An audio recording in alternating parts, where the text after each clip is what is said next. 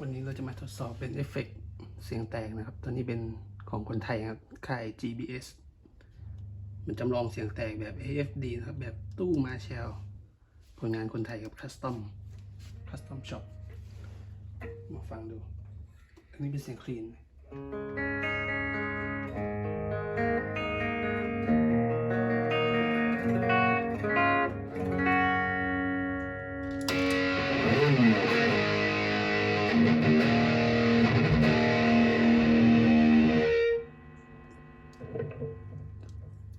เริ่มจากเกณฑ์จากครึ่งหนึ่ง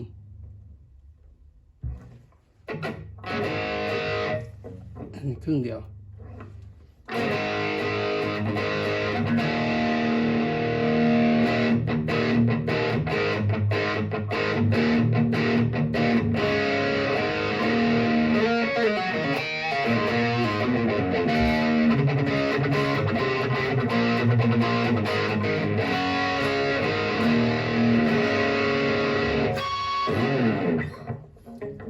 เพิ่มขึ้นมาสักบ่าย 3